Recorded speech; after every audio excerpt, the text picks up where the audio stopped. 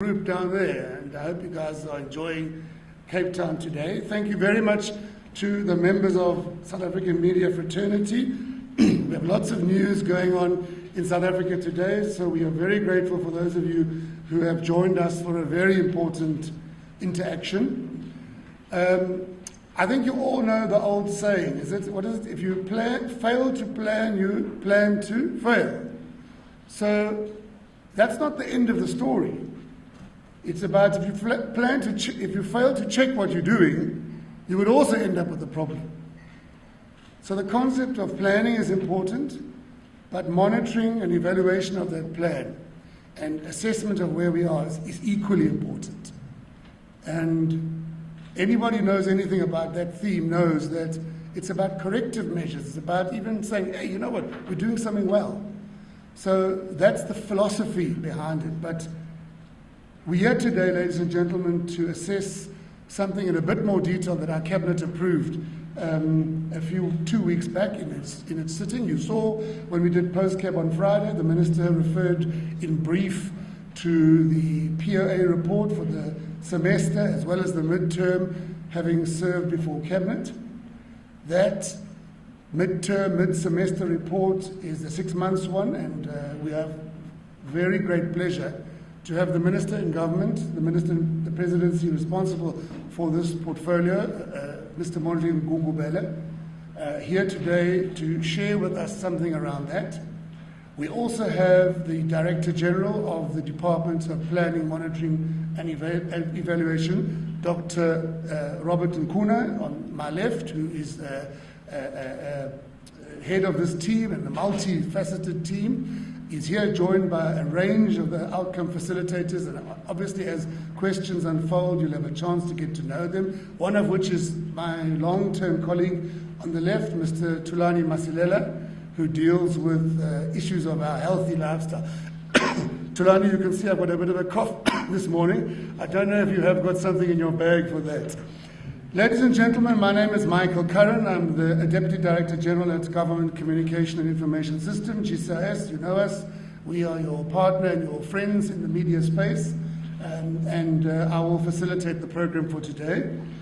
Just a quick outline. The Minister is going to take us through some comments and observations about this semester report, and obviously a sense from a political perspective how our leaders in Cabinet and himself interrogated this report.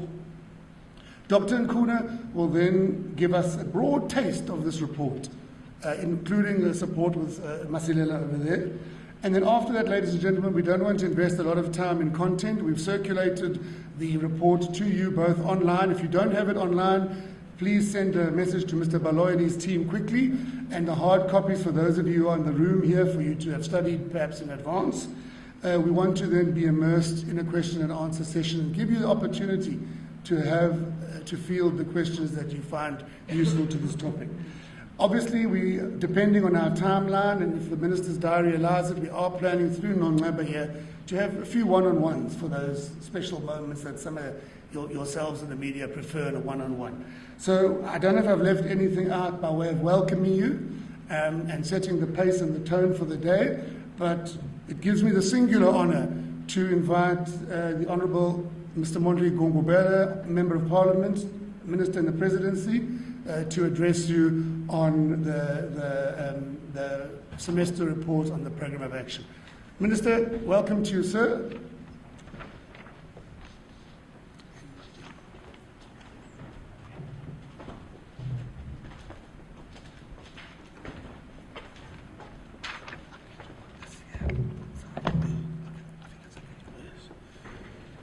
Thank you very much, Mr. Curran, DG, the entire executive management,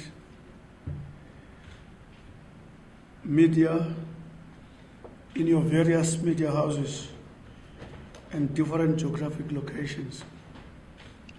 Thank you for the opportunity for affording us an opportunity to engage with you from the perspective of Department of Monitoring and Evaluation, to share with South Africa both the positives and the challenges that government is facing, In other words, to report what government is doing, to report where we think there are challenges. The attitude is, it's about ensuring that phenomenon in our constitution of an accountable, transparent government takes off. This is going to be one of the sessions that we are going to have with yourselves, mainly on a 6-monthly basis, so that it's not only the cabinet that actually engages this report, it's also South Africa that does so, and we hear from you. Having greeted you, the reports are aligned to 7 priorities of this 6th administration and are critical for the development of the country and ultimate reduction of poverty, unemployment and inequality, as envisaged in National Development Plan. The 7 priorities focus on the capacity of the state, economic affairs, local government and basic services, social cohesion, and safer communities, and lastly, a better Africa and a better world. You will remember that in 2019, when the President did his State of the Nation address, he engaged the nation on the 7 priorities on the basis of which our delivery will be focused. Over the past few months, we've undertaken a journey to reposition the department as an effective assurance provider on the performance of the state, working with others such as the Auditor General of South Africa. It is important that the state develops internal, robust institutional capabilities to plan, monitor, and evaluate its work. In this regard, ladies and gentlemen, the department translated the priorities of government into a 5-year program of action known as Medium-Term Strategic Framework 2019-2024. The Medium-Term Strategic Framework disaggregates these priorities into clear indicators and targets per given year, per given 5-year, and link them to the NDP's developmental outcomes. In other words, our main framework is the NDP. It becomes the medium-term strategic framework, and then it becomes the year-to-year framework. The DPME has also built in an integrated monitoring framework to trace the implementation of the medium-term strategic framework and uses this instrument to produce progress reports biannually, which I've already promised that we have started this exercise, which is going to be a norm. Besides leading the development of the medium-term strategic framework, DPME also undertakes the assessment of the annual performance plans of departments and regularly appear before different portfolio committees to report on the plans of government. Cabinet approved the biannual performance progress report for the period April 2022 to 30 September this year, 2022. In addition, ladies and gentlemen, to capturing the biannual performance progress, the report also provides a review of priorities of the MTSF 2019-2024. You'll find that instead of me saying medium-term strategic framework, I say MTSF. The reports provide an analysis of the key indicators of the 7 adopted priorities of the government using data collected from departmental reports, data from Statistics South Africa, and reports from academia. The information is analyzed against the National Development Plan, Vision 2030. In the main, the current reports shows that despite the various emergent disruptive circumstances, such as the COVID-19 pandemic, flood disasters in KwaZulu-Natal, Eastern Cape, and Northwest provinces, the July 2022 unrest, conflicts in Ukraine, government is against that background steadily making inroads towards an attempt to actually address the goals as set in the medium-term strategic framework.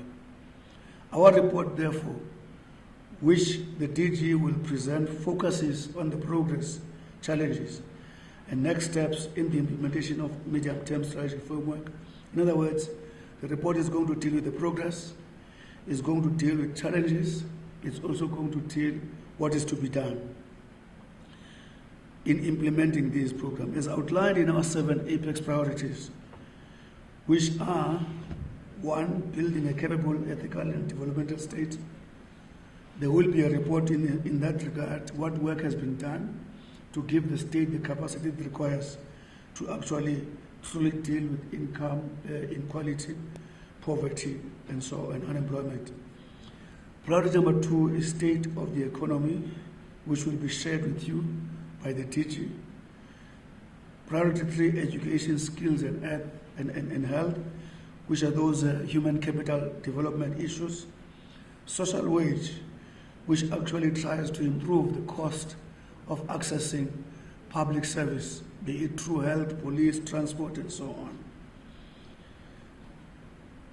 Priority 5, deal with safer communities. That one is police, state security, defense, social cohesion, nation building, in other words. That is priority number 6. Priority number 7 is how do we interface with the world, Africa, and the broader world in pursuing the interest of our country and the interest of humanity in its wider sense.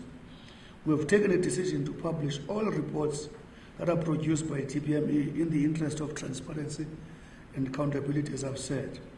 These reports will not only assist government to improve its performance, will also rally stakeholders to identify areas of collaboration and contribute in improving outcomes. The other point, ladies and gentlemen, which I think my neighbor was going to assist, is that sometimes you in your own way, you give us scores, 1 out of 10, 0 out of 10, 4 out of something, and your corresponding symbols, A, B, and so on. We believe going forward, in a year or 2, those A's and C's and B's will actually be based on an information that is before you. Thank you for the opportunity. Thank you very much.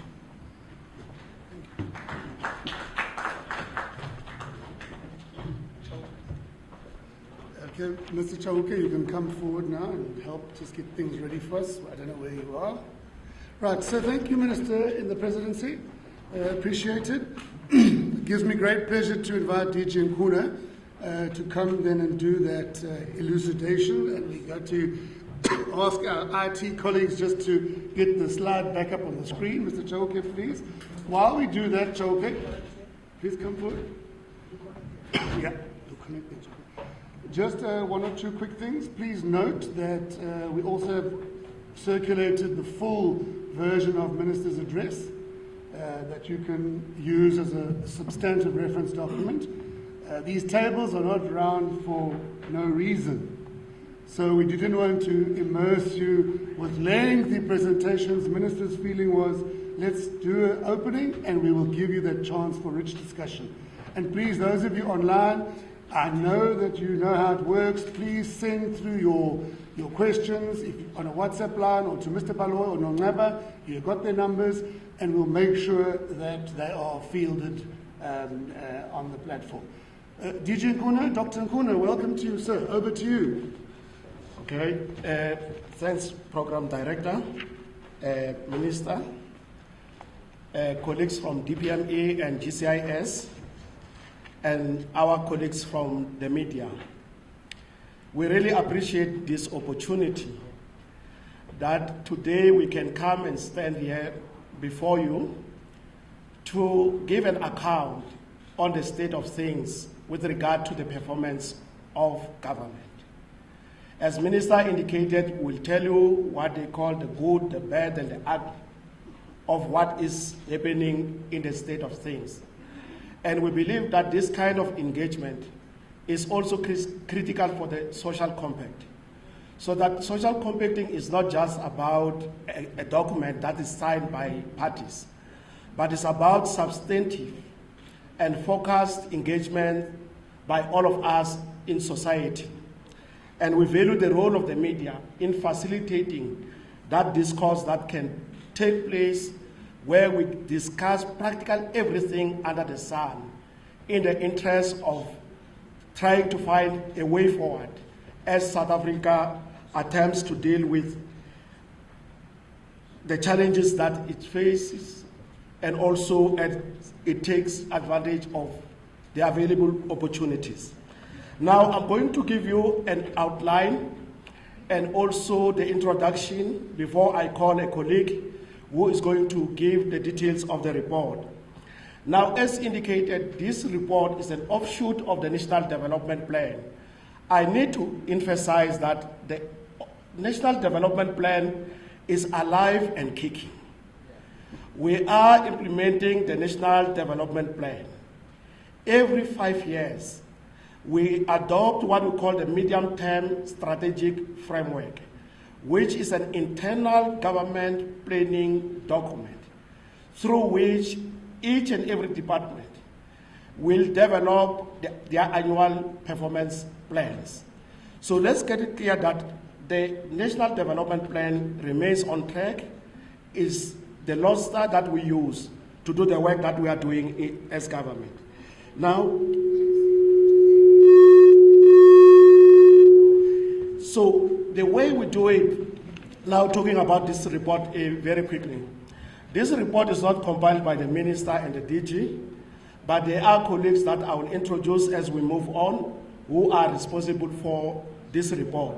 So on daily basis, there are colleagues in government who do nothing except chasing after government departments, state entities, to find out if we are making strides on the commitments that we have made, including the commitments that the President makes in the State of the Nation address. So I will introduce these colleagues as we move on. Minister has already indicated the 7 priorities that the President announced in 2019. So we have not changed the track, even in the face of difficult issues. We do face difficult issues, constraints, but we have remained focused on what the President announced in 2019. So the point I'm emphasizing is that even when we are faced with difficulties, we don't change what we have committed to do, but we find ways to improve the performance of government. So I'm not going to read the 7 areas that have been presented to you. But very importantly, colleagues, I need to indicate that at the center of everything that we do is the structure of government. So there is government in South Africa, and everything that we do hinges on the ability, on the capacity of government to deliver what we have committed to do. Now, in our assessment as DPME, we find that there are interdependencies in the work of different facets of government. So much so that we find that if we don't succeed in the security area, we're not going to succeed in the economic area. So these things are interdependent.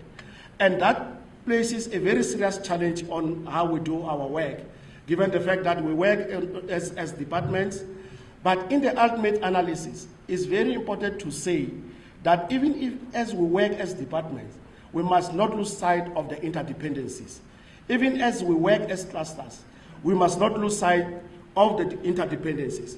One quick area to share with colleagues that when we go to the security cluster, our colleagues tell us that they are not succeeding in certain respects because of the problems in the economy. When you go to colleagues in the economy, they say, no, we can't do what we're supposed to do in the economy because of the challenges that we see on the security front. So the integrated nature of government must not be seen in the organograms, but it must be visible and real in the way we do our things. So everything is linked to everything. You can't succeed in one area and fail in another. Now, quickly, we all know about the challenges that we are faced with as a country, in the economic sphere, in the security sphere, social sphere. I will not go into details. We'll attempt to do so when Mr. Masilela present on the actual report. There are, of course, successes. We have scored successes even in the face of COVID, which we can highlight some of them. One is the work that we're doing around the fight against the scourge of corruption. The President has given me many reports, many accounts on the work that we're doing in this area. The establishment of the district development model has taken shape. We're beginning to see government working in a jointed way, in an integrated way. So we are making strides in that respect, bringing provinces, bringing local government. So there is progress that we are making in attempting to ensure that government works as a cohesive unit. Then on the side of DPME, there is a lot of work that we do in the background. We are, unlike our sisters at the sister department at GCIS, which goes out to speak to ourselves. But let me quickly indicate one important area of work at DPME. The departments have plans called annual performance plans. Now, when those plans are developed, they are sent to DPME before they are sent to Cape Town. So we do make our own inputs. We do attempt to do some assurance on those annual performance plans. So there's a lot of work that we do as a DPME, and as we go on, we will share with members of the media and other stakeholders. Now, in respect to this area, on the way forward, what is that we are going to do given all these challenges with respect to the capacity of the state? There is a lot that is being done, and previously, when the minister addressed you after cabinet, he indicated that there is a lot of work that is being done in the professionalization of the state, and we'll give details as we move on. I've indicated that there are green shoots across the board. So what we are going to do now, I will ask Mr. Thulan Masilela, representing the colleagues who have worked on the report, to come and give an account on what we have seen with respect to the remaining 6 priorities. Thank you.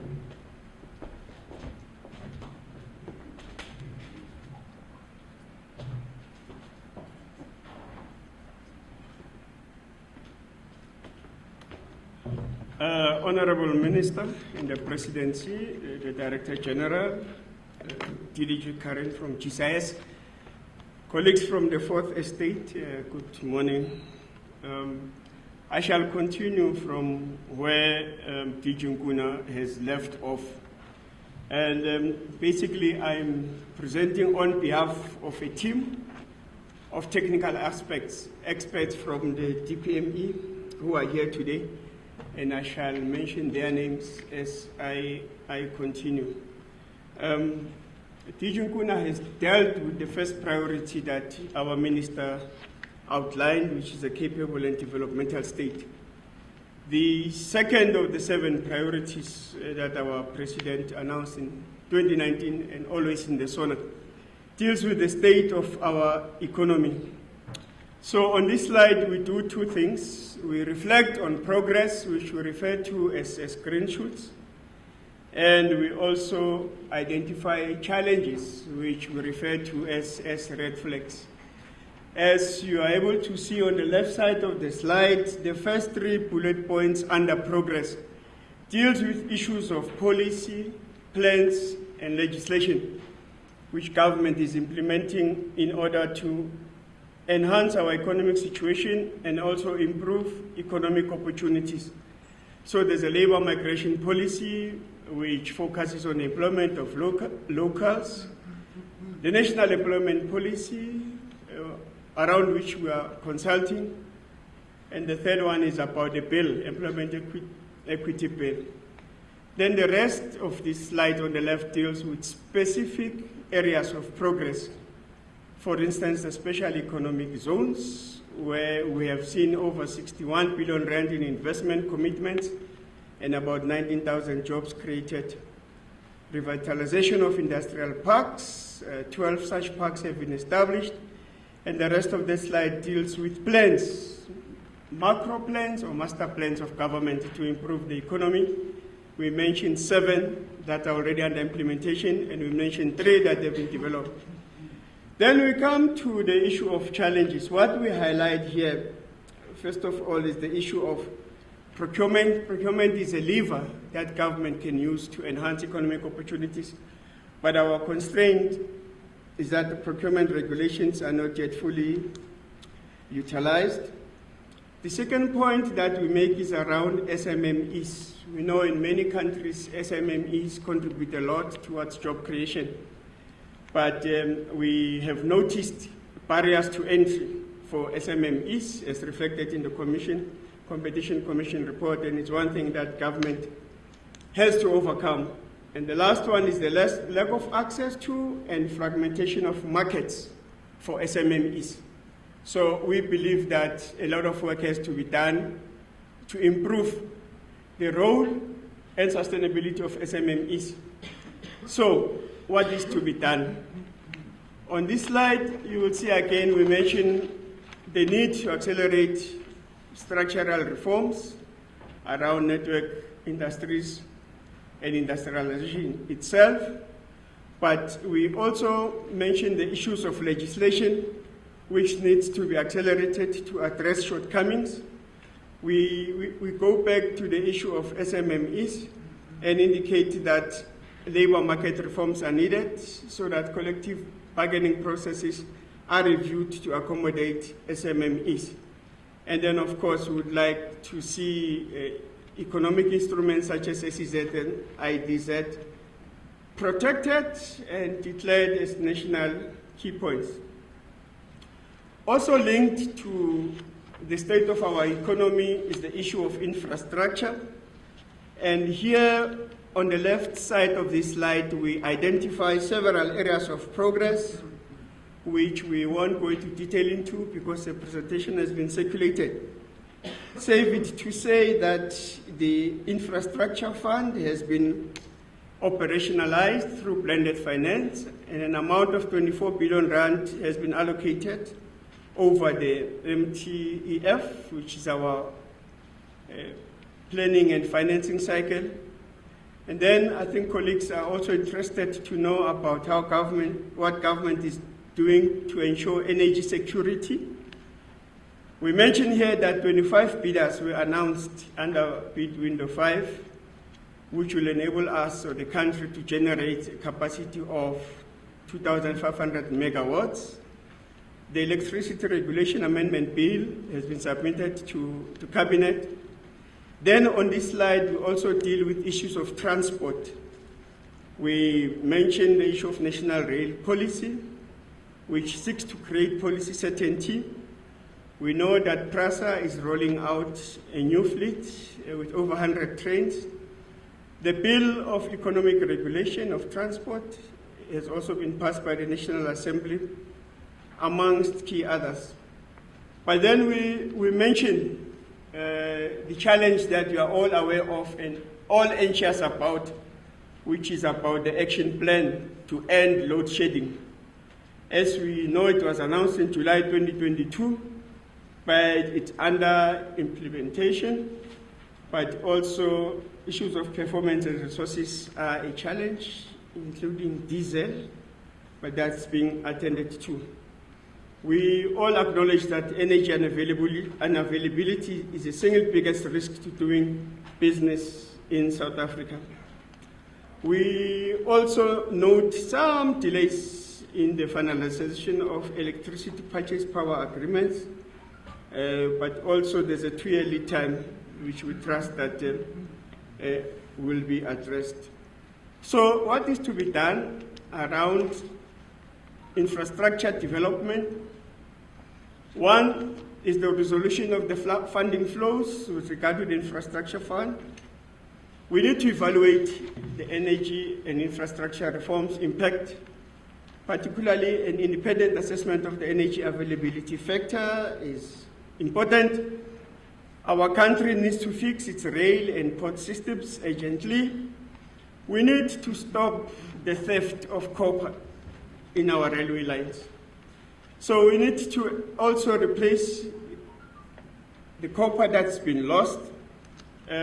We've seen good successes from the pilot of the Tiger Wire approach. And then, of course, we live in the digital era, and the Digital Economy Master Plan has to be implemented, amongst others. The areas that I have just summarized, the expert there is Ms. Palesa Shipalano, who will provide further details and answer questions when the time comes. The next part deals with the rural economy and environment, and the person responsible for this area is Mr. Zakhele Mdlalose, also here present. What we are highlighting in this area on the left side of the slide is progress with land reform, various land reform programs of government. The first thing is land allocated. We have seen that 781,000 out of 1 million hectares of land have been allocated, which represents 78% of the MTSF targets. We've also noted with concern, though, the small percentage of land allocated to women and youth. We also, under progress, note that the Land Expropriation Bill has been presented to Parliament and it will replace the Expropriation Act. Government is also busy with the rehabilitation of degraded land. And on this slide, we also present the hectares of land that have been rehabilitated.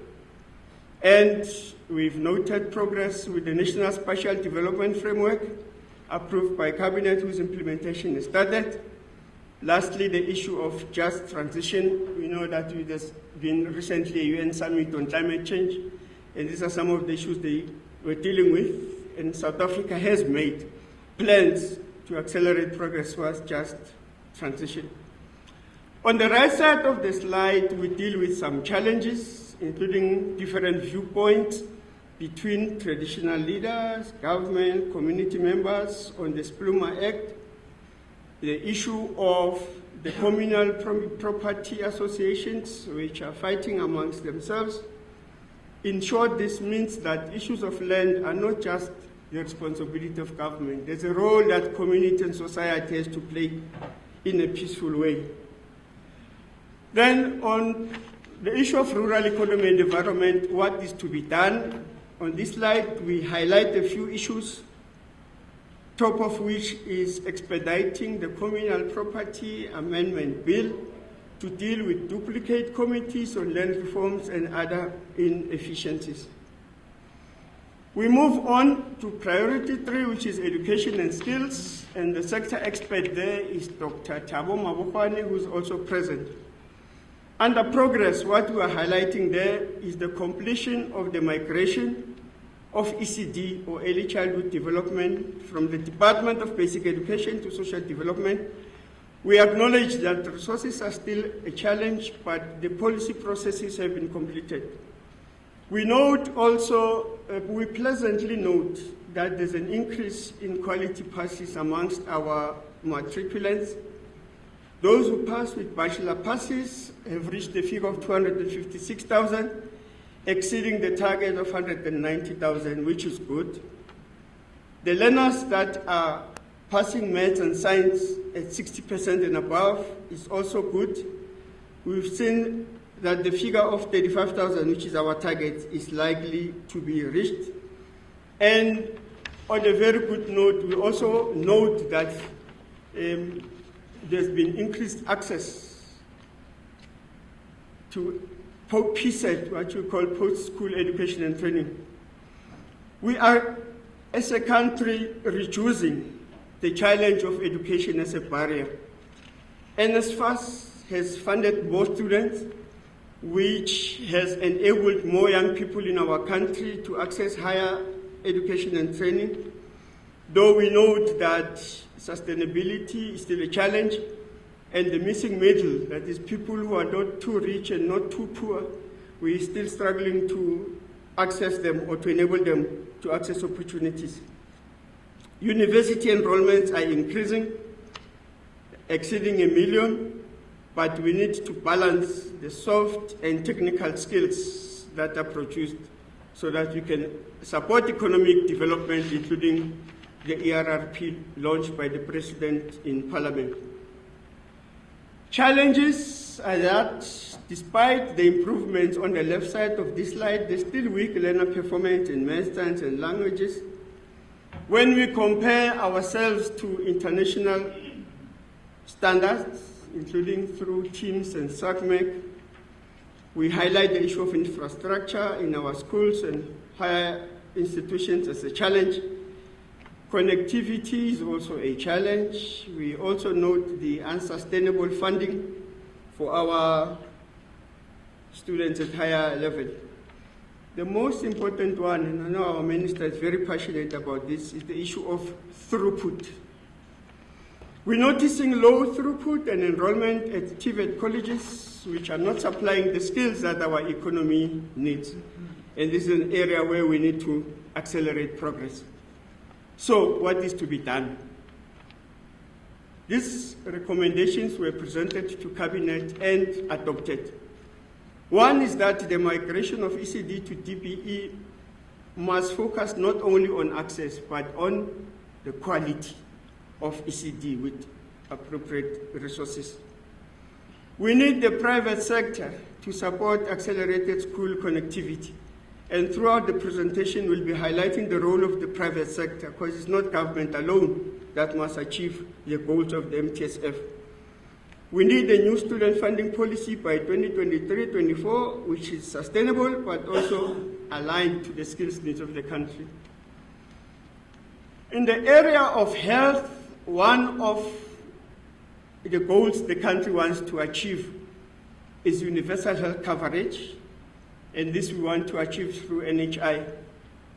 Positive developments are that the NHI bill was declared desirable by Parliament in May, and the clause-by-clause review of the bill has been completed.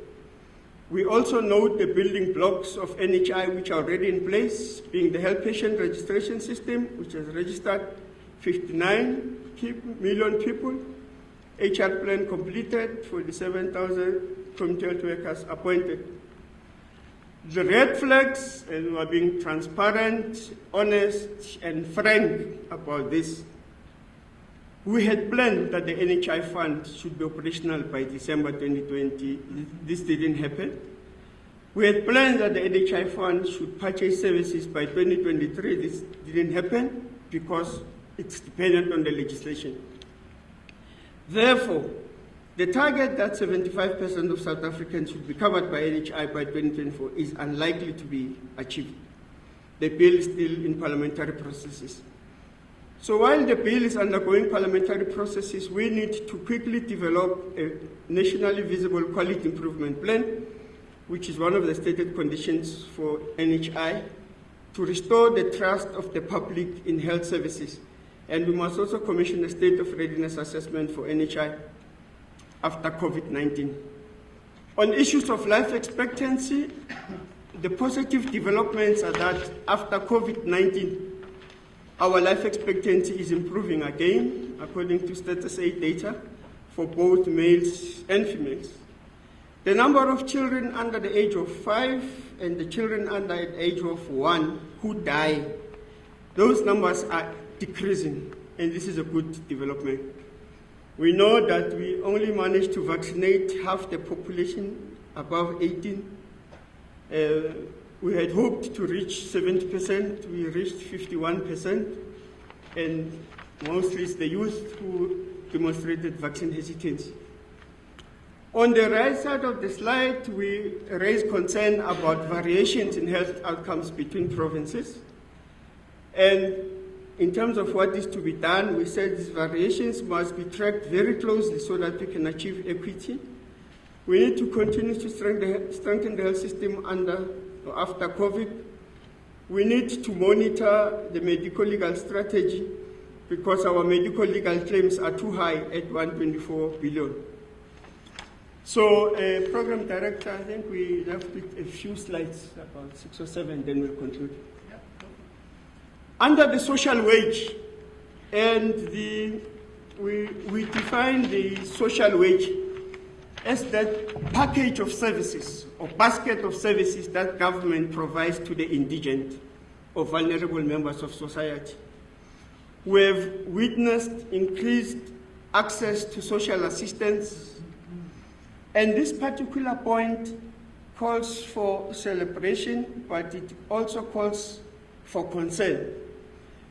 50% of our population in 7 provinces are dependent on social grants, except for Western Cape and Gauteng. It's a celebration in that government is providing the social safety net for people, but it's a concern that 50% of the population is dependent on grants, so it's a double-edged sword. We have achieved universal access to basic education, as the numbers show, for children under 5 and children under 6 attending early development institutions.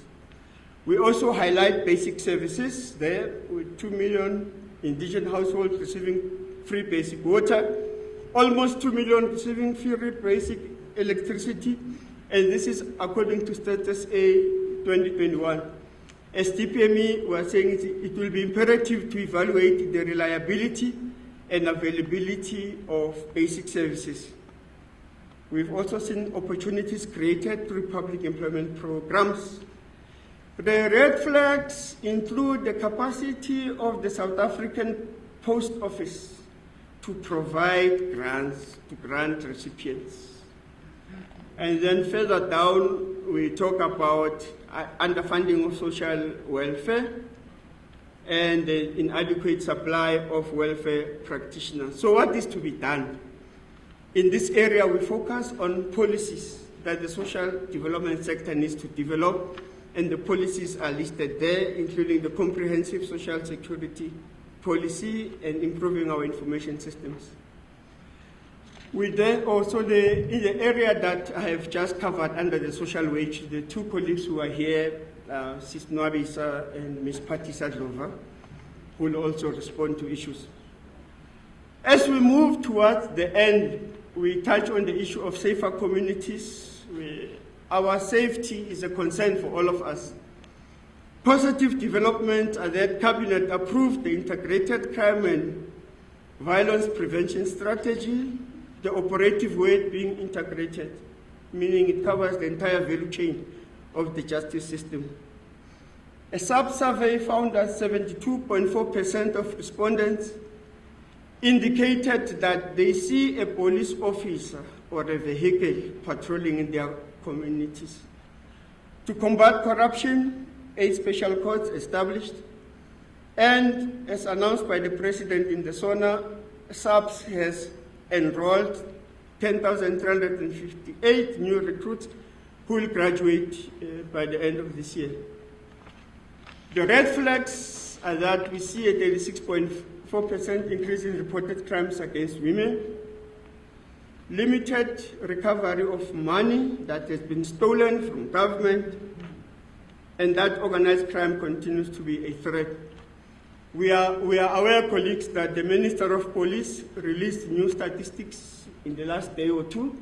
We do have those statistics. We're reporting here as we reported to Cabinet at the end of September.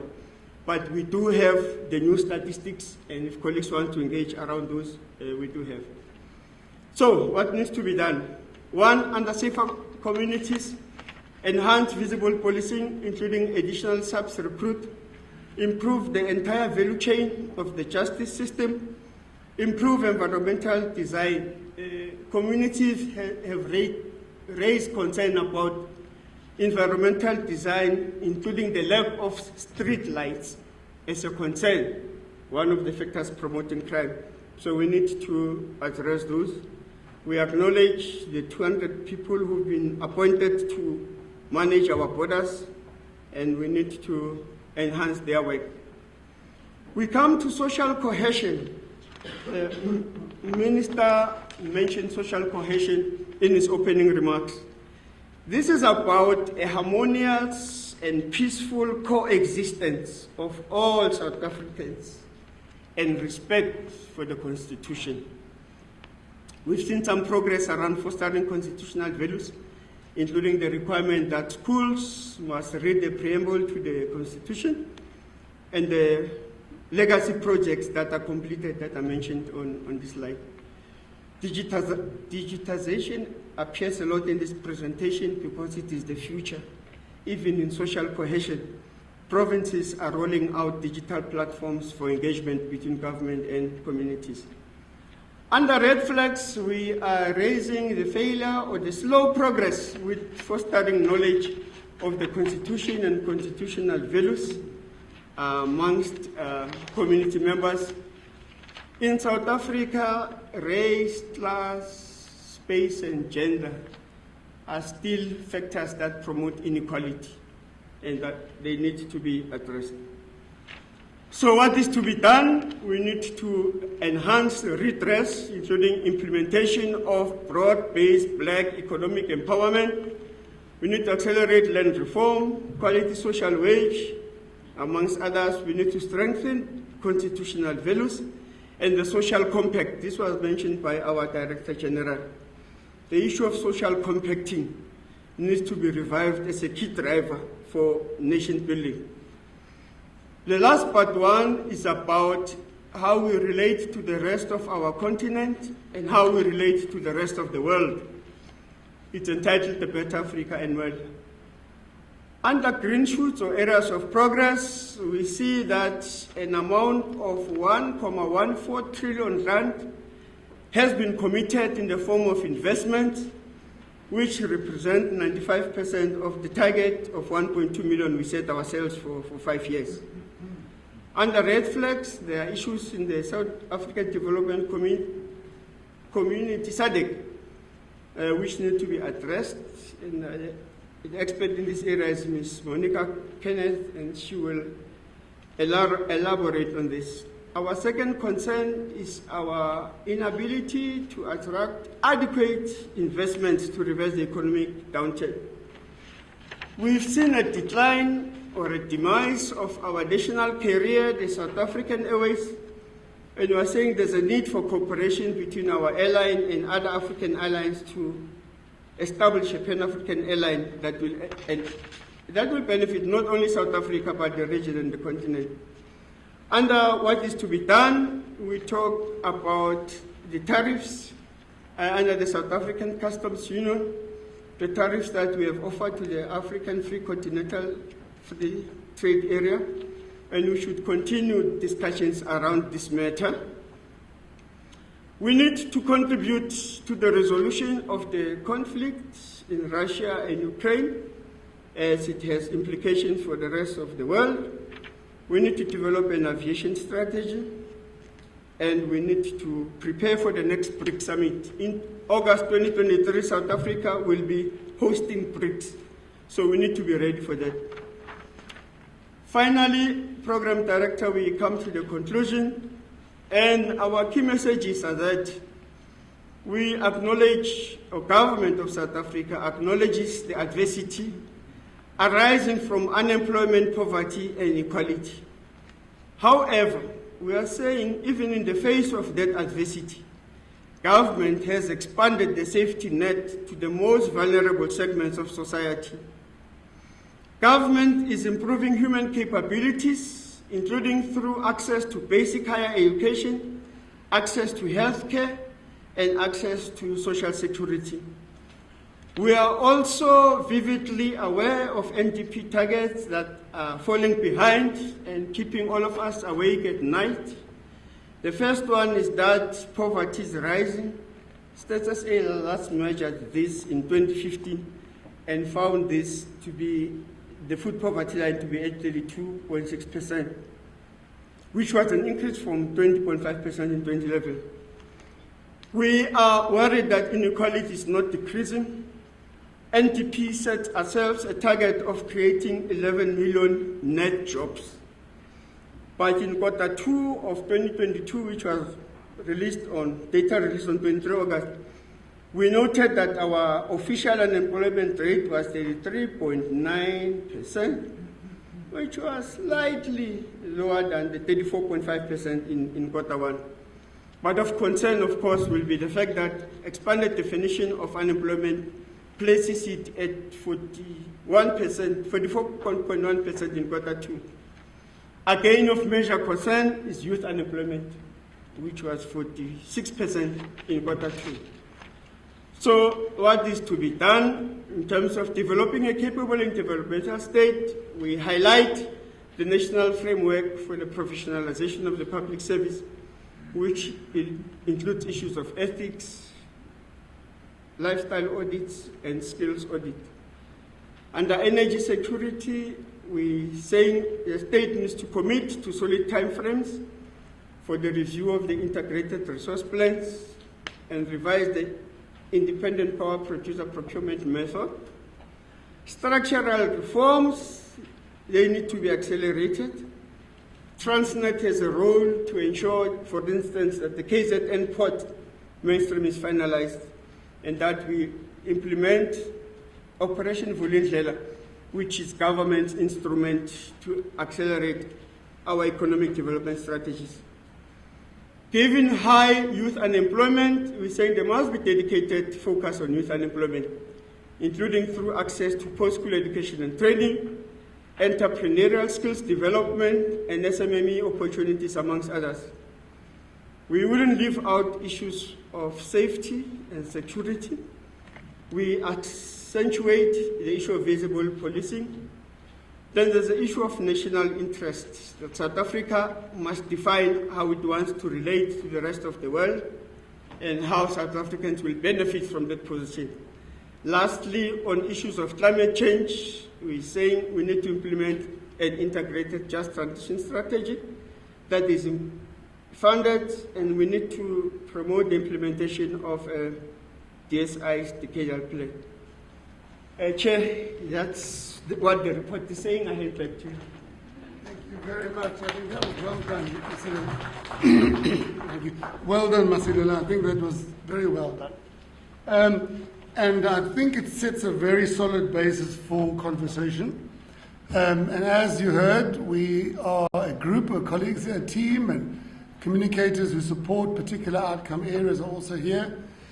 The way I thought we'd do this is invite, I don't know, Mr. Baloy and Sis Nongaba, if there are colleagues who've already fielded questions from the online facilitators.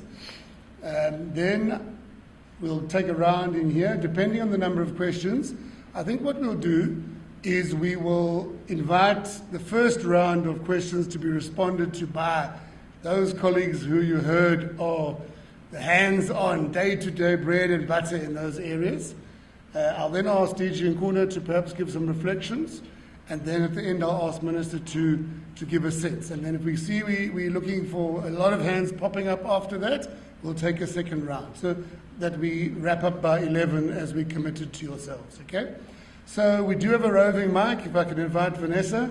Vanessa is here, but let's start today from the virtual platform. How would that be? Nongaba, William, or whoever's on the virtual platform, can we hear, do we have a first question or two, please? Thank you, Director. Okay, Vanessa, you need to put your mic on. So we too have talent in GISA as members of the media. This is Vanessa doing her internship here. Over to you, Vanessa. All right. I hope I'm audible. The mic is not. Yeah, but remember we need you online. Hold on. How does this one sound?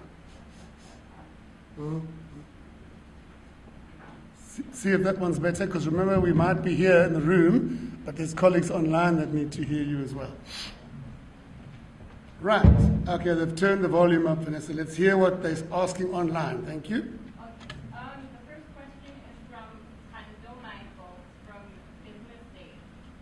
Considering that the targets of the NDP have been missed, like before the presentation, and the economic conditions have greatly changed from when the plan adopted by the government in 2012, is it not time to revise the plan to match the conditions or even revise the target?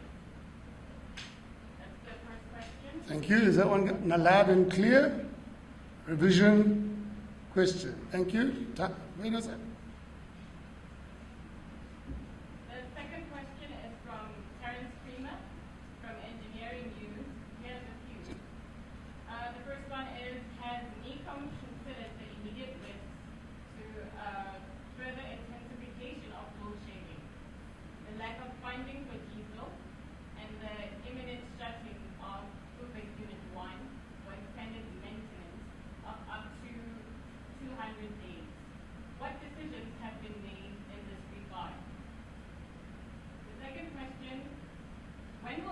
provide a formal report back regarding implementation progress on the action plan announced by President in July?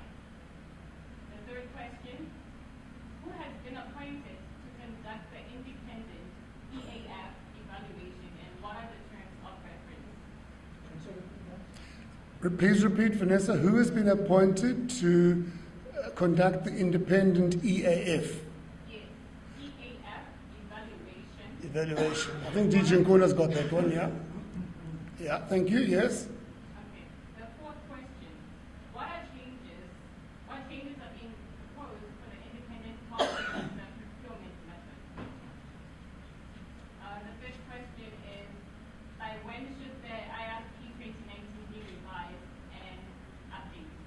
Okay, thank you. Is that all from Terence?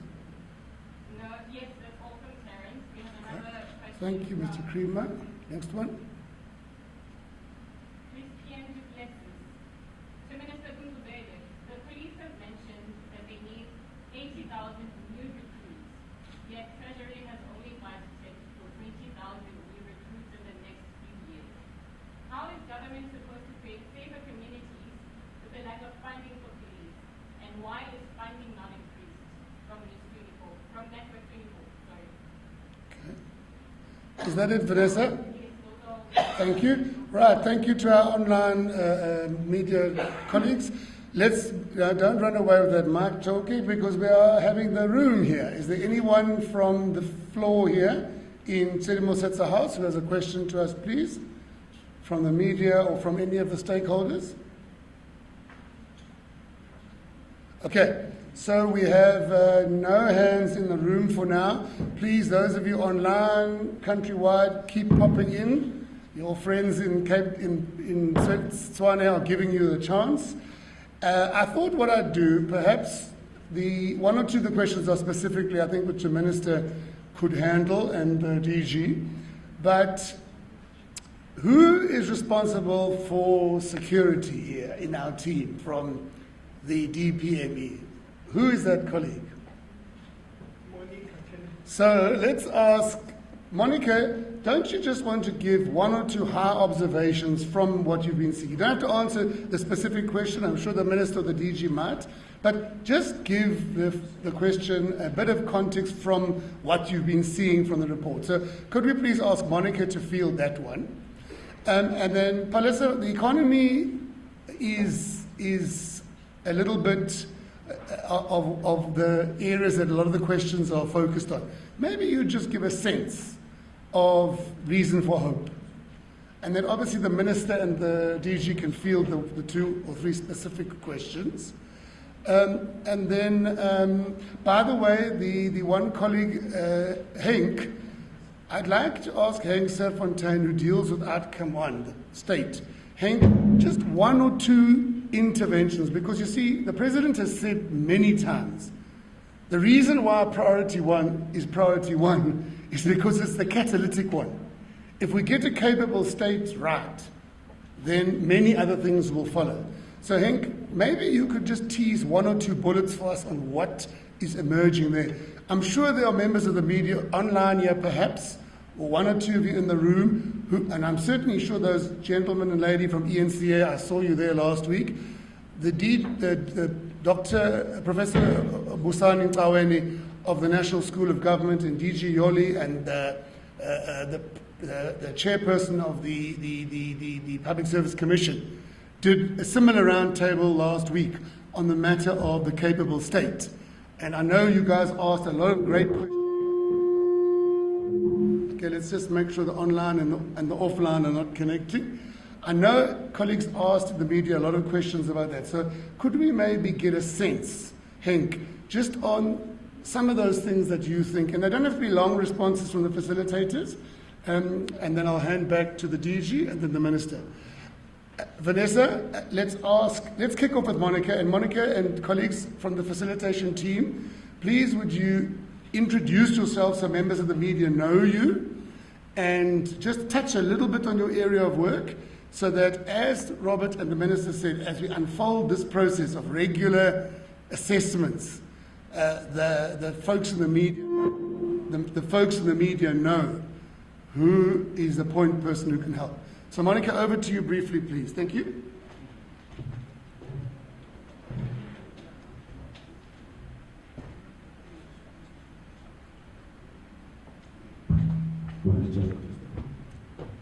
Thank you, Chair, and good morning, colleagues, and good morning. Yes, I'm Monica Kenneth. I'm responsible for safety and security in the DPME.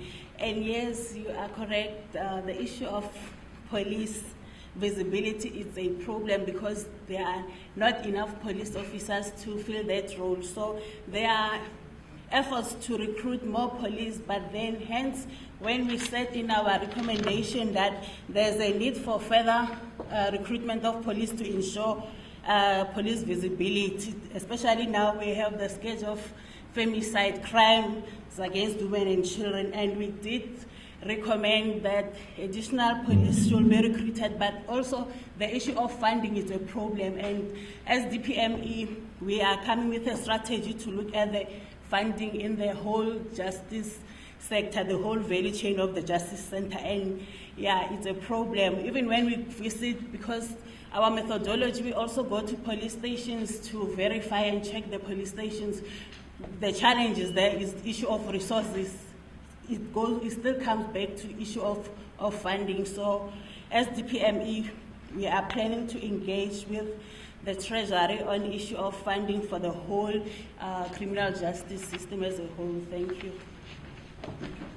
Thanks, Monica. Yes, so the value chain is a big one, and it helps to make sure that we are equally resourced as a state across that extensive value chain. Palesa, come and give us one or two flavors of what your report was showing. Thank you very much.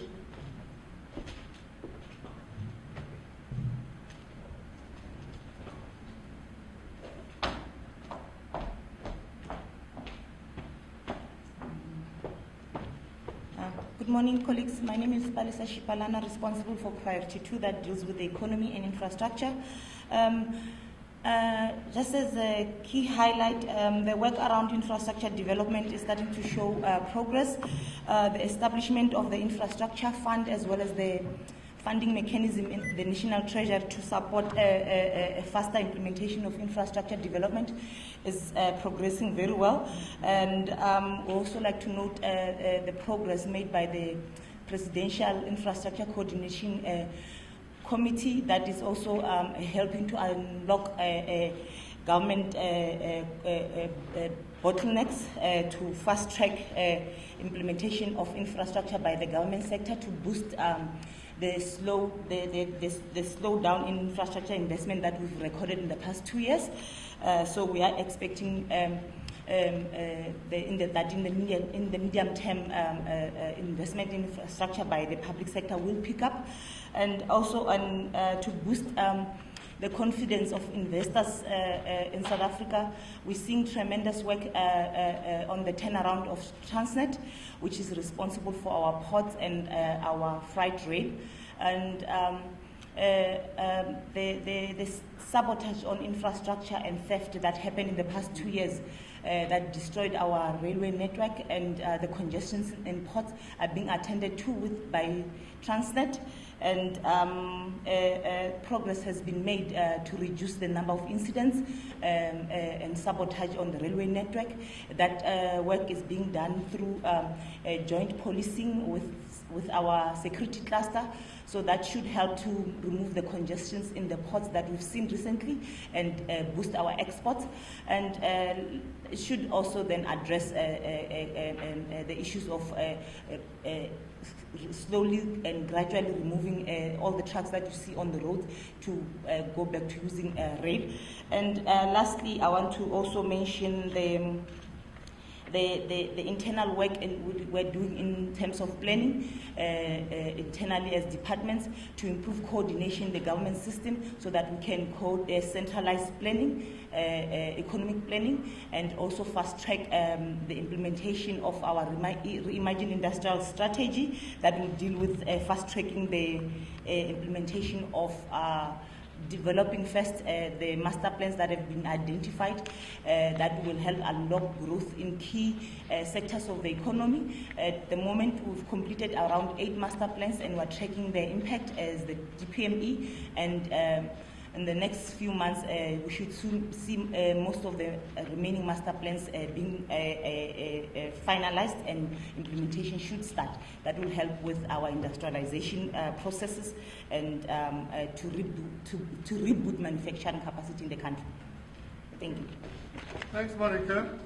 And thank you for that. Henk, let's hear from you. But as Monica was saying, and DG and the Minister said earlier to members of the media, we trust that other reports that DPME has prepared in some of those areas would be available in future sessions like this. And you would talk to yourselves in the media to do that. Mr. Sefontaine, the capability of the state. Sir? Okay. Thanks, Minister, DG, and colleagues. So I think what's been said is yes, we now are going to implement the professionalization of the state, the framework, and that is aim is to enhance firstly the political admin interface for us, as well as then looking at strengthening the way we recruit and the way we onboard, as well as consequence management. How do we strengthen and how do we ensure that we get maximum out of our employees, our public servants? And then I think also what has been mentioned is, for us, I think the biggest challenge currently is the coordination and integration, firstly horizontally between government at horizontal, as well as the different spheres and our inter-sphere sort of relationships and how we manage that. So yes, we are working have quite a few projects in how do we strengthen the cluster system, and that would help us sort of strengthening the horizontal spheres and that, because we are finding that yes, we have passionate public servants, let's say, working in education. So their passion is how do we deliver education, and then we have passionate police service, as well as how do we ensure safety and security and health and all of that. So for us, what we're trying to improve is how do we integrate all these different sectors, and how do we get not just the public service working stronger together in finding the solutions and that going forward, but how do we mobilize the whole of the society, the whole of South Africa? We also have very passionate NGOs, we've got all of them around. So for us, I think what we aim to strengthen going forward is how do we ensure the integration and then coordination across the whole of South Africa. Thank you. Maybe just the other one, as colleagues were mentioning, the limited resourcing we have. So another big part of our drive is how do we prioritize? How do we come up with setting the priorities and determining how we distribute our limited resources? Thanks. Thank you, Mr. Sefontaine. And one of the things as a communicator, ladies and gentlemen in the media, that I'd encourage us to have a look at, which I spotted in the report, is the thing of Hank's about the vertical and horizontal coordination. We know that there's a district development model to do that, and DPME has also done quite a lot of work on that in terms of seeing how far we've been able to achieve that. DG Nkuna, as you come forward, you might even contemplate touching on that a bit on the DDM. But Robert, if you could please field some of the questions in your area. DG Nkuna, over to you. Okay, thanks, Program Director, once again. Now, the question posed by Tando on the review of the NDP. Fortunate enough, here amongst us, we have the chairperson of the National Planning Commission. The minister is also the chair of the National Planning Commission, so I may ask for a privilege to delegate upward on that. But safe to say that as DPME now, we are concerned about planning for the final year of the current medium-term strategic framework. So that is what we are doing now, and also to start to plan for the 7th administration. So that is what we are doing as DPME, and we have not engaged with the National Planning Commission on the review of the NDP, which is now 8 years to go. So I will leave that to the chairperson of the National Planning Commission. Now, on the questions raised by Mr. Krima, I will deal with some of them. Then this report was only presented to Cabinet 2 weeks ago, so there are some engagements that are ongoing. We are engaging with a number of stakeholders that are implicated in the recommendations to ensure that they are implemented, because the recommendations have been accepted by Cabinet. So the NEOCON report will also form a cohort of all those issues that we want to be expedited in the course of this financial year, if it is not done in the course of this calendar year. We need clarity on a number of issues so that we can take South Africa into confidence on what is actually happening. Now, on the energy availability factor, colleagues will realize that it has been changing. The target has been changing from 2019 to the present day. It has been changing. So what we are saying is that we need to exercise serious oversight on ESCOM, such that it's not ESCOM that tells us of the target, the energy availability factor. We need an independent entity that will also go and look at that, scrutinize what ESCOM is saying about the energy availability factor a target. Now, we have not set a specific date because, as I've indicated, this was only 2 weeks ago. We are engaging with a cross-section of stakeholders on this issue of the energy availability factor. Linked to that is one reason why we want the IRP to be amended, to be revised, so that we can move to IRP 2022, IRP 2023, that deals with the current issues that face us. Our observation, based on evidence, is that too many things have happened since 2019, so we can't continue on the same trajectory, including the work that we're doing on just energy transition need to be factored into the IRP. So we are going to be engaging with the concerned department to ensure that we attend to that issue. Lastly, on my side, on the capacity of SAPs, we've raised this issue many times in Cabinet. Now, the latest response from the principals was that we must not only focus on SAPs, we need to look at the value chain so that we provide capacity across the value chain. So what is going to happen next? We have gone to the security cluster of DGs. We gave them feedback and indicated to the DGs that they need to give us now a comprehensive value chain analysis of the required capacity, so that when we engage with Treasury, we engage with Treasury talking about the entire value chain and not just talking about one institution, because we don't want SAPs to succeed, but justice is failing. So that is what we are going to be doing. On the issue of the district development model, it has become a lifeblood of the work that we need to do, because part of the challenge facing the state is coordination and integration. Now, coordination achieves one thing, that you do have meetings, but it's not enough to just have meetings. You need to integrate government programs. So what we've done, we've looked into the 52 spaces, that is the 48 municipalities, is 48 plus the 8 metros. So we've looked at the plans that exist in those spaces. What we now know is what is needed in each and every area. That part has been done. So the next part is now to join government with respect to those issues that need to be attended to in the cross-section of the spaces that we are working in together with the Department of Cooperative Governance and everyone. And I think together with the cooperative governance, we'll come back here to present on the state of the district development model. So we make that a commitment. Thank you. Thank you, DG Nkuna, and indeed, that is a very, very exciting prospect for a future session. I hope folks might discuss it with Mondli and Mr. Baloy.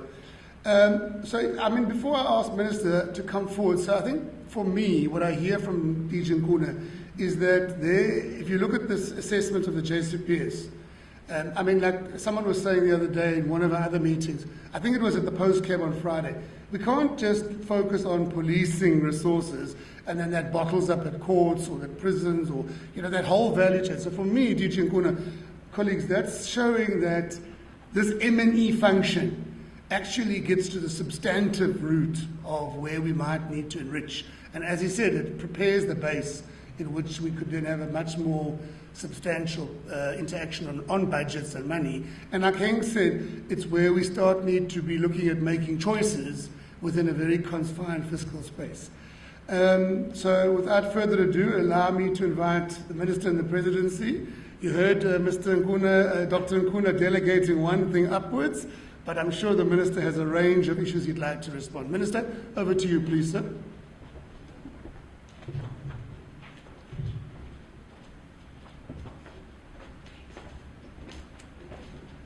Thank you very much, Mr. Karin.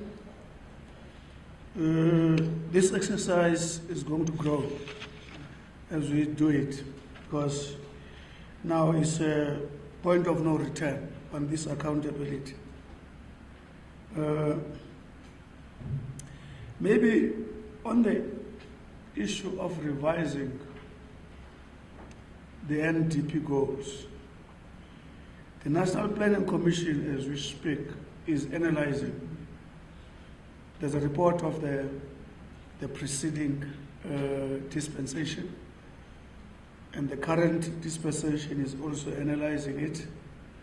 At a particular point in time, they will come to actually advise, that also being their independent function. Secondly, because what NPC would be doing in analyzing the performance of the NDP is not just about within government. They also have the power to convene various institutions so that whenever they do that pronouncement, it is informed by that elaborate consultation. But having said that, this term ends in 2023-24. Our focus as government is how to adapt and actually deliver better to change the rate of performance so that by 2024 we have improved the gap. There is no dispute anymore now that we are behind in a number of NDP goals. But the attitude as government we are taking is not an attitude of submission. It's an attitude between now and 2024, what work is being done. For instance, the President, as you all know, would have announced on 10th of February the infrastructure program of projects which are supposed to be no less than 21 billion to be under construction, and the pipeline of no less than 96 billion projects. And the President has spoken about SMMEs. If you look at his State of the Nation address, 3 key fundamental issues was industrial networks, it was SMMEs, it's energy. ESCOM is not a good story in as far as that target is concerned, but as you all know, a new board weighed heavily in favor of engineers. It's now in place. Our appeal is that let's allow that board to actually give us an idea, because it's a board that is comprising of men and women of what we call, who have got a track record where they come to, including the chairperson. I also want to make this submission digital. That board, in my view, also is some kind of independent assessment with regard to energy availability factor, because they are there to use their independent mind. And also the NICOM, which is that committee convened by DG, it also does offer some independence of some kind against what ESCOM is doing. NICOM, if you all remember, it's about implementing the 5 interventions that the President spoke about. Fixing ESCOM, removing the ceiling so that private sector can generate energy, and then 3 being the acceleration of access to battery storage, gas, and then 4thly being the Electrical Regulatory Act that is being amended to open the path for separating those what you call in ESCOM, your transmission, your distribution and generation. Those interventions are ongoing. There is always a report on NICOM. I want to state that. But I think what we need to do, especially GCS, and DG is to actually collate that report and share it with the society. The report always exists. There's a number of positives that I imagine. We are still just being embarrassed by at intervention number one. Other interventions are on the move. For instance, if you go to the embedded generation where you remove the ceiling, no less than 80 projects are already on the pipeline to exploit the removal of that of that ceiling. But I'm saying the report is always there. What we need to do is to share with what to call. And I think that should be done as a matter of urgency to clear that anxiety. On the immediate risk of load shedding, that story, ESCOM, the CEO and the board are better placed to give certainty. All what they have said to us until intervention one, the maintenance, the repair, improving a number of stations that are supposed to be in operation, and we deal with corruption. You have heard already, that is it yesterday, that a huge arrest of a truck trying to swap quality coal with a proper coal. And we've reported to you several times that already a number of people are in court as we speak. There has been arrest. I think there are some convictions, but I'm very careful about that one. But I know that area there is intervention. So all we're saying, let's allow this board, because they told me that last weekend, they've established a special committee called Operational Business Approach, which is actually, once it has done its work, is going to give an idea with regard to prognosis. And that's what I appeal we do on ESCOM.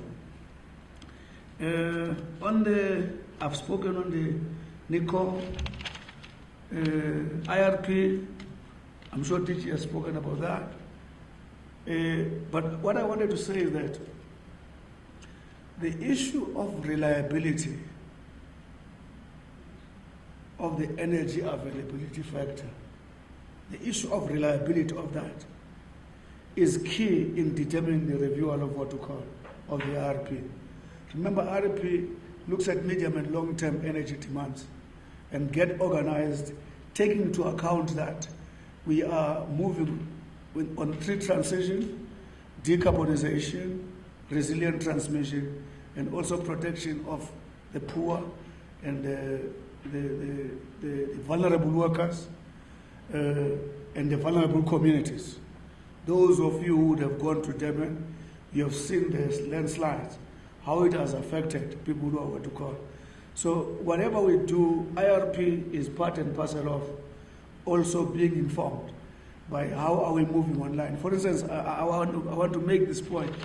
Europe has already given us a deadline with regard to by when, up until when are they going to accept carbon emitting what to call cars.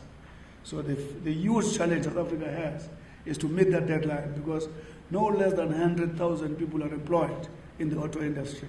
So it means those are some of the issues. Because the IRP issues is in that bigger scheme of things. We're also excited about the fact that our energy investment plan, which we tabled in the COP27, has been received with what to call, with high level of delight, and there's already commission. We are awaiting undertakings to improve the grant part of that 8.5 what to call billion, which was agreed by IPG. That the percentage of grant funding there is very, very small. Remember, grant funding, it means you are not paying interest, you are being helped, so that the people who really created conditions that make us, I'm not sure what number what in emitting, should actually come and assist us. But the fact that we've got an investment plan in the context of energy transition, that makes us, that actually gear us and prepare us to be part of the economy of the future, is actually saying, as a country, we also are taking responsibility with regard to ensuring that our people are not found wanting beyond 2050 during the zero, what we call, emission. Lastly, on the police, I just want to say this. I accept that, you see, DPME, as it is now, they are an independent analysts of how government is performing. And they are to tell it the way it is. but they are also called upon to propose solutions. And if you check that report, it says green shoots, red flags, action what to call, because you, as a DPME, you don't have a luxury of just saying it's wrong and not have an idea how it should be sorted. On the police, if people check the stats yesterday, where about no less than 13,000 women are subjected to physical assault, 989 in 3 months, murdered, and so on, and then 1,000 to 12,000, I think, if I'm correct, those who are subjected to attempted murder and so on. A number of children have been killed and so on. There's aspect of that where 62% takes place at home, in families. That's the complexity of South African crime. And my attitude is that until we sort out the economy, until ESCOM start functioning in a predictable way, until Transnet start working in a predictable way in as far as transportation of goods and services, until regulatory red tape is removed for SMEs, economy is performing. I want to argue that there's a greater part of that which is informed by this. And of course, the people like myself would say, I grew up in a poor family not knowing the next meal. But some of the things these people are doing, I never thought of doing them. But we need to create an environment. For instance, if you look at this 7.6 inflationary increase, remember, some time now, the inflation has beaten our targets beyond 6%. The people at the receiving end now is poor people, because the hardest hit areas is transport, is energy, is food. When it comes to transport, the cost of energy affects what we call transport. And the problem with the poor people is that those who work distant from home, they have no choice, they must be at work. But the value of the rent that they are using to get transported has actually gone down. They are the hardest hit, in particular women, in this. You will remember that, I think it's about 2020, State SA would have actually shown us that no less than 17,000 under 17 young women submitted name for registration of babies who are newly born. And when young women are in that situation, the vulnerability increases in a patriarchal society like ours. So it means when all these things are happening, who are affected is the poorest of the poor, women in particular.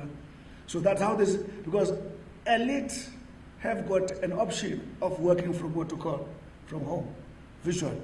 Yet they are getting paid higher than what to call. And it's a contradictory thing. So in other words, we are confronted with those issues that we are sharing with society, that the government is spending day and night seeking to what to call, to resolve. So thank you very much. Okay, thank you very much, Minister. Let's have a quick, we have 10 minutes left, and let's see anybody in the Sirimo House here. Raise a hand. I see a number of members of the media here, but it's okay. You guys covered. Right. Let's go online, please, Vanessa, and have a look. Minister, DG Nguna team, there's some hands from the online platform. We have 2 more questions from Christian Duplessis. The first one is, it's mentioned there is an urgent need to reach a balance between soft and technical skills at universities. Does soft skills refer to humanities and technical skills? To example, engineering. What is the ratio for students in courses for soft versus technical skills being funded by NSFAS? Why is it so important to balance the ratio? What are the steps being taken? The last question is, to Minister Gungubele, overall, how would you rate the progress on the implementation of the MTSF and why? Thank you. Okay. Overall rating, it's that 4 out of 10, 6 out of 10, 2 out of 10, right? Now, I'm going to take this as the last round, guys. Tsiremosetso House, ENCA guy there, you covered? Happy? He looks happy to me.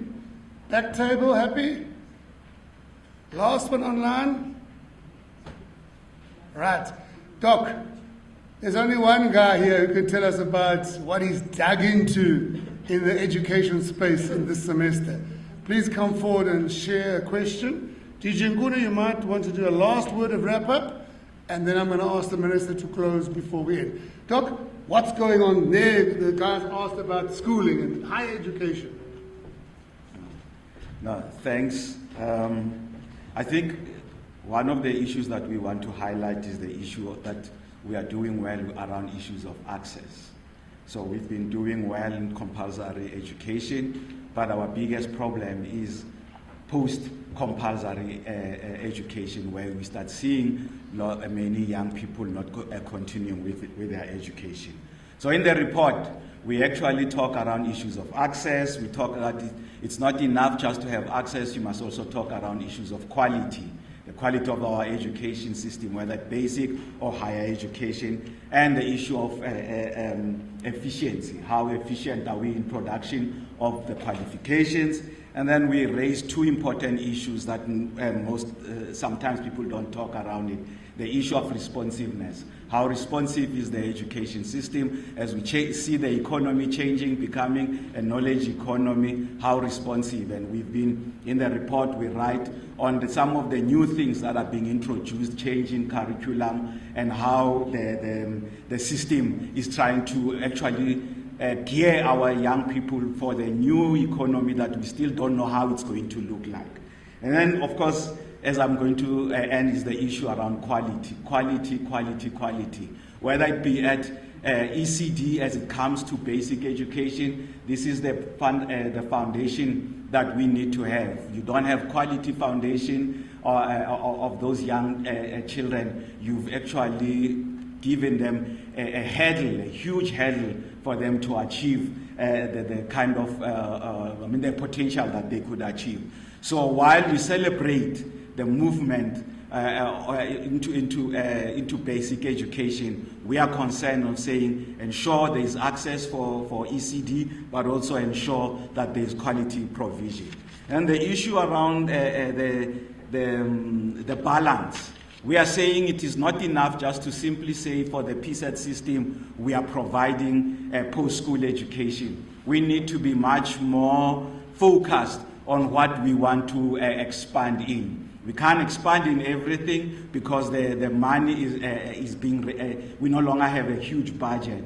Therefore, we need to think strategically. What are those things that are going to turn the economy? What are those things that we can leverage to move the economy to the next level? And therefore, you can't just say fund the post-school education to cover everything. And the issue of NSFAS, even it, we are saying, while you provide NSFAS, let's improve the kind of quality that, in terms of the way we provide funding. But we are also saying we need to send a signal to the market. What is it that the government is holding as a priority? It's not enough just to give people money to do everything. Money is too tight. And therefore, we need now suddenly to say, what are those things that we need to signal that are important in the economy so that we then get the balance correct, support the economy. It's not that we want everyone to be an engineer, but we want to also say when you have those engineers, what are you doing in the humanities? What are these things that we need in the humanities? So sending the right signal is what is important. Thank you. Dr. Makwane, thank you very much. DJ Nkuna, please let's hear from you. Thank you. I take that the most obvious question is where to from here. One thing that is very key for us, as I speak to you, as we address you, we are currently analyzing the plans of all government departments for the succeeding year, 2023-4. So we are analyzing that.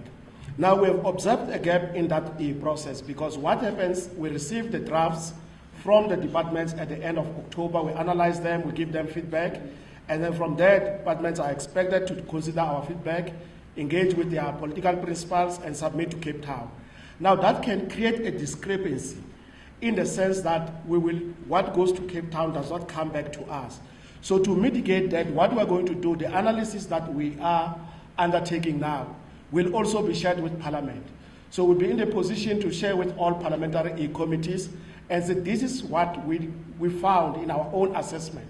So that when the departments go to Parliament to present their APPs, the portfolio committees will have a benefit of also looking at the analysis that was done by DPME. So that is the gap that we are going to close.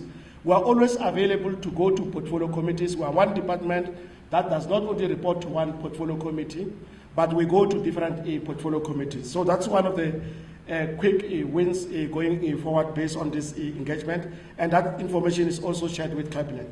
Very lastly, on the scoring issues, we always look at what media scores and say about different departments and different ministers. And we envy an opportunity of media also engaging with us, as we are beginning to do now, so that in scoring, some of these issues can be informed by information that we are releasing, that we are sharing. So one hopes that as the media, different media houses do their scorings of departments, of ministers, will also take us into confidence and also ask for information, will provide whatever may be needed by yourselves so that we can strengthen that oversight that is being done by the media. So we are at your disposal to share whatever information that may assist you to do your scorings as the year ends. Thank you. Thank you, DG Nkuna, and as you can see, he's speaking. Okay, I didn't do that. Thank you, DG Nkuna, and I just wanted to, so you can see an agile DPME is what he's talking about. Né? Before we go, I thought just in 1 minute, I'd like to invite two colleagues who are the facilitator leads that you haven't heard from yet. They're just going to come brief and say hi. Nwabisi, come forward, please. And Zakela, just to say greetings to the media, introduce yourself and give us a one-liner about what you find in your port of work. Please, Zakela. And I'm getting an indication from Mr. Baloy that there's one more question. Vanessa, as Zakela comes to the front, could you quickly just read that question, please? Nwabisi, come. The journalists would like to speak verbally, so they would have to. Sorry. He wants to ask the question verbally, so if they could be unmuted from that computer. Okay. The minute the two colleagues are finished, we'll ask Chauke to come and unmute. Who is the journalist, please? Oh, the same gentleman. Okay. See. Thank you very much. Good morning to the Minister in the Department of Planning, Monitoring and Evaluation, colleagues here. I'm Zakele Mdlalose. I'm responsible for environment, rural economy, and rural development portfolio. The portfolio is looking at how we are allocating the land that is acquired and to whom and what is it being used for.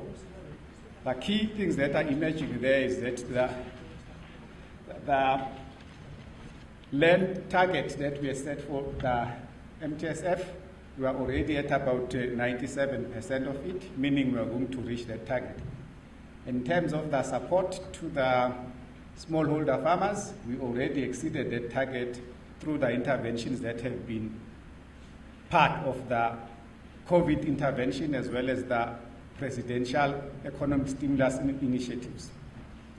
But what needs to be noted, the issue of agriculture, there is a lot of support to the post-settlement support. The degraded land has been addressed in order to ensure that those degraded land are back to productivity, whilst ensuring that the quality of water coming from there, as well as ensuring that the food security and food access is secured through those ones. Regarding the climate change and climate change response, my minister has covered me there and the DG. There's a lot of financial commitment that has been achieved through the COP27, as well as what is coming out from the presidential visit to the UK as we are speaking now. Thank you very much. Thank you. Nwabisa, thank you, Zakele. Nwabisi, just one line so the folks know you, please. And then we're really going to be quick from the gentleman who wants to raise the question. Mr. Chauke, if you'll just be ready, just to say hi, and they know in future, there's the one who talks about that critical thing. Good day to you all. I will just touch on two issues briefly, as much has been said already. As the social wage, the main challenge is that the road accident fund is currently under review. A little bit louder and clearer, please. In terms of the social wage, the challenges that are experienced right now is that we need to urgently review the road accident fund operating model to lessen the potential burden to the state, and also resolve the grant payment challenges. I'll end there. Thank you. Kifiwe, we didn't forget about you. Sorry about that. Thank you. Please, colleagues in the media, there you have the social sector. Kifiwe, a quick one to introduce yourself and maybe one thing that the media could look forward to coming out of your portfolio in the next few months. And we are nearly done, folks. We'll just take the one question and then Minister will wrap up. Over to you. Thank you, Chair. My name is Kifiwe Sitwabane. I'm responsible for the portfolio of human settlements and local government, including basic services. There are a number of interventions that we have already done with regards to the provision of basic services, as well as in the human settlement sector. We are busy with the number of engagements, including the provision of the TRUs in the areas that have been affected by disaster. Thank you. Okay, thank you very much, my sister. Thank you. Now, let's hear Vanessa, the Chauke's opening for the colleague from the media, and then we'll take that question. Minister will then hear that one and perhaps field it and do the closing remark from his side. And then I'll close our roundtable. But while Chauke is busy with this, I just want to say to all of the members of the media, really sincere thanks for joining us today for this roundtable. And I think you heard the minister say, it's an accountability platform beyond return. So, as you know, we do every 6 months, and DG Nkuna was saying there's other areas of focus, so we'll be working together with GCIS media team and to ensure that we do this more regularly.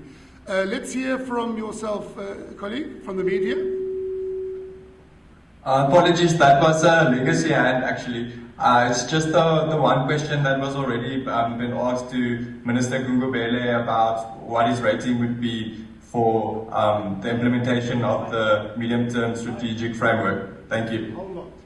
Okay, thank you for that.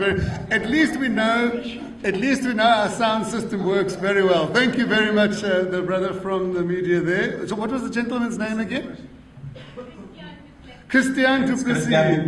Thank you. It's Christian Du Plessis from Netwerk 24. Baie dankie, Christian Du Plessis. We heard you as if you were sitting next to us. So you want to know, at the end of all of this now, does the minister have a score for this whole? Not himself, I don't think you said. He said for government. Is that right, Christian? That's correct. Yes. Okay. Ladies and gentlemen, as I close, it gives me great pleasure then to invite the Honourable Minister and the Presidency, Mondli Gungubele, to wrap up. And then thanks very much from our side. Serious thanks for always being there for Mr. Baloy and team when we are engaging into this non-labor. Thank you. Minister, over to you. Thank you very much, Meneer Du Plessis. Jouw vraag is te zwaar, hè? Is that correct, Afrikaans? Ja, jouw vraag op donderdag, hè? This question does not have a straightforward answer. But at some stage, colleagues will need to answer it because it needs some scientific. We don't have, to Mr. Duplessis, we don't have boldness of just giving score. I know you guys just look at somebody and give a score. I remember when I was an MEC for sports in Gauteng, the journalist whose name I'm not going to mention. I was one of the most performing MECs in sports as in culture, but that journalist kept on giving me F. And then until I had a session to find it, Van Varaf com F, the rest is history. So in our situation, we're very careful about giving those. But I can say to you, from the social wage priority, on the free water, free education, free health, and sanitation, housing and electricity, we're above 5 there. But the problem there is that because it depends on the economic sector, which I think it should be at amber, and then the security, and then governance. President has actually lifted those as burning as burning platforms.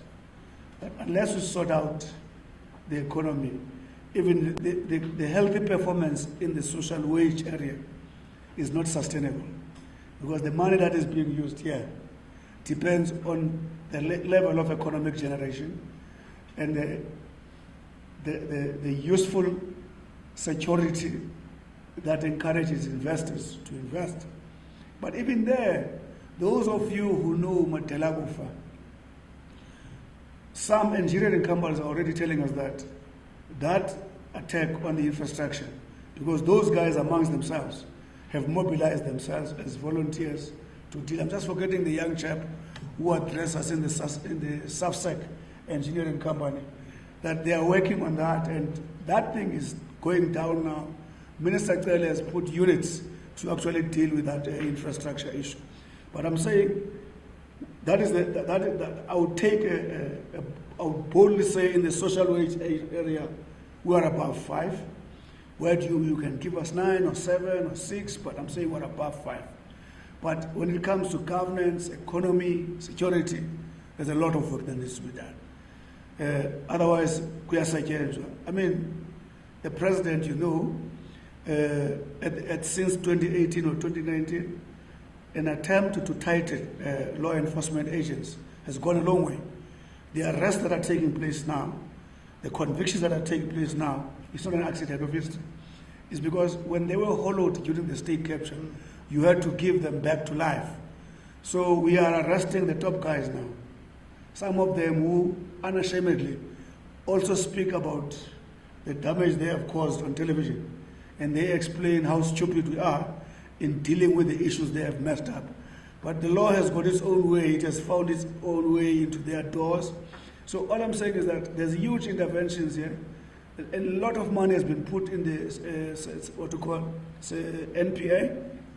A lot of money is being put in the police. There's always a case for increasing the police, but my argument that it must balance with us turning around the economy. The efforts now, if you go to Vulindlela, there's a significant improvement there. For instance, if you talk about Spectrum, which has temporarily been suspended by the court, it's almost on the other side.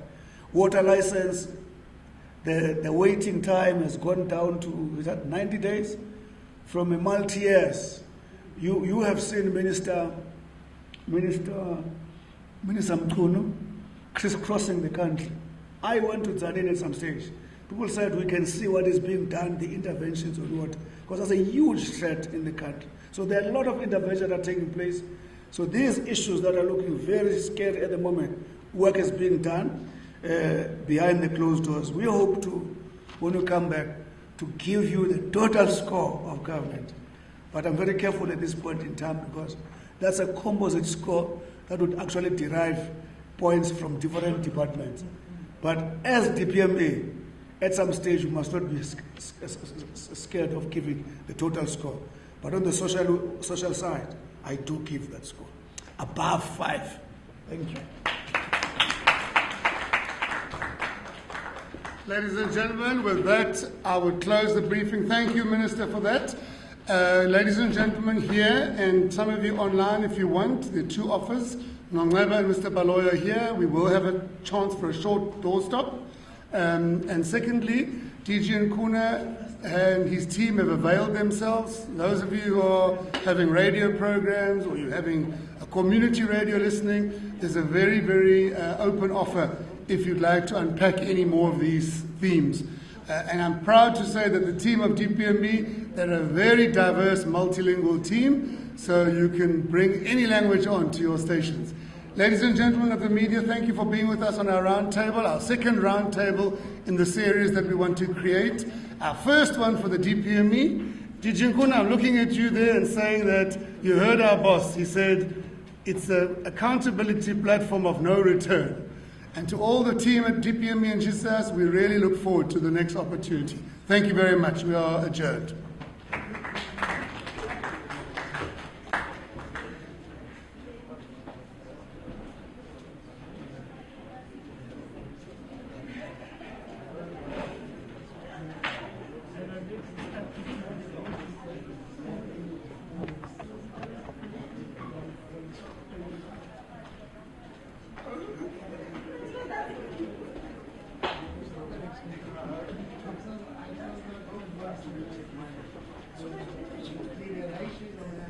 Thank you.